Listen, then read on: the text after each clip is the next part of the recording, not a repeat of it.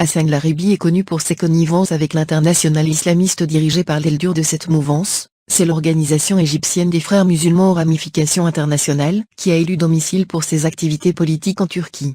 S'il y a quelqu'un qui incarne nettement et clairement la haine et l'obscurantisme et ses soubassements mortifères, c'est bien le député Hassan Laribi.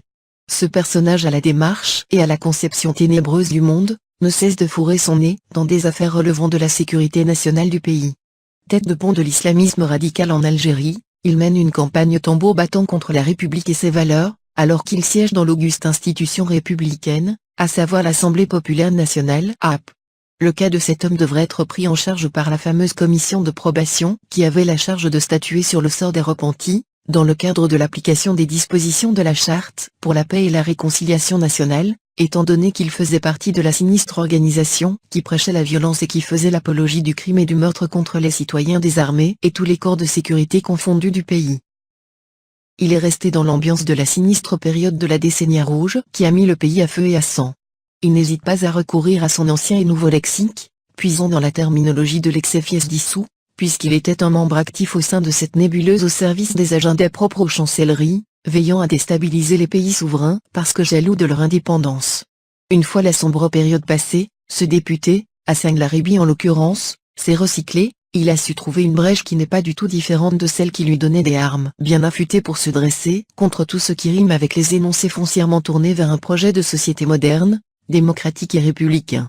Ce kidam qui affiche haut et fort ses idées intégristes, fait de la toile et des réseaux sociaux son terrain de prédilection pour propager et prêcher le radicalisme religieux, se dissimulant derrière le statut de parlementaire, pour bien faire entendre la voix de ceux qui affirmaient, il n'y a pas longtemps, que le parlementarisme est une hérésie occidentale qui n'est pas en adéquation avec ce qu'ils considèrent comme norme absolue et irréfutable, à savoir la charia. Hassan Laribi fait passer des messages qui font dans des attaques directes contre les institutions de la République. Il remonte jusqu'à l'arrêt du processus électoral qui a vu la dissolution de la déferlante islamiste et de son parti. Il reprend les mêmes discours de ses anciens acolytes avec la même phraséologie teintée d'un extrémisme violent.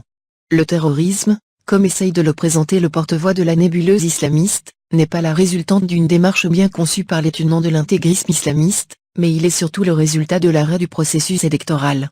Ce chantre de l'État islamique et de la théocratie oublie, ou bien il entretient sciemment ce jeu de l'oubli, que le terrorisme avait bel et bien commencé et qui a fait des victimes avant l'arrêt du processus électoral. Les scènes macabres de l'attaque de la caserne de Guémar sont toujours vivaces. Les 19 soldats de l'armée nationale populaire qui ont été assassinés par la horde barbare en 1991, n'est-ce pas un acte du MIA, le bras armé du parti dissous?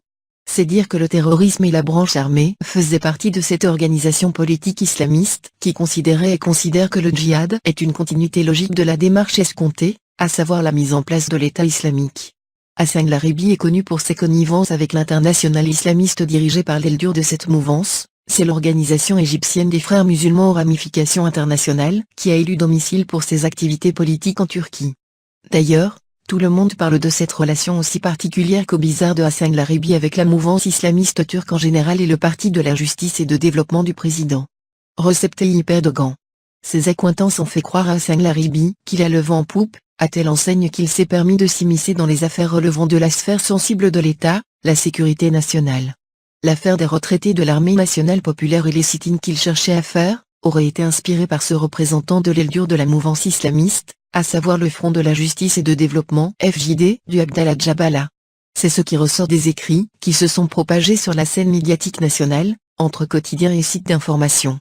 Ce n'est pas par hasard que le vice-ministre de la Défense nationale et chef d'état-major de l'ANP, Ahmed Gaïm Salah a appelé, dimanche dernier, depuis Tamanrasset, les retraités de l'ANP à ne pas se laisser manipuler pour des fins qui ne servent ni leurs intérêts ni l'intérêt de leur patrie, en dénonçant avec un ton ferme les desseins de certaines parties qui veulent porter atteinte à l'Algérie, et d'ajouter que la fidélité au sacrifice de nos chouedas tombés au champ d'honneur pendant plusieurs années et l'attachement aux valeurs de notre glorieuse guerre de libération nationale, exigent inéluctablement un dévouement absolu à l'Algérie, à son peuple et ses intérêts et de ne pas se laisser tromper par ceux qui veulent impliquer une catégorie des retraités dans des questions qui nuisent à leurs intérêts et à l'intérêt de leur pays, a-t-il asséné.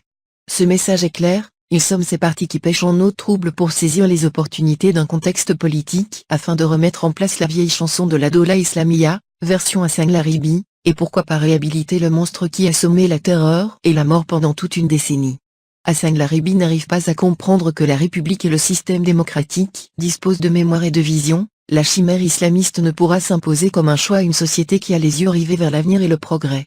Quant à la manipulation de l'espace associatif et syndical, ce sbire de la nébuleuse intégriste sait que les institutions de l'État algérien se sont consolidées de telle sorte que nul n'osera chercher à porter préjudice ou nuire au pays et à sa quiétude chèrement acquise après tant de sacrifices consentis.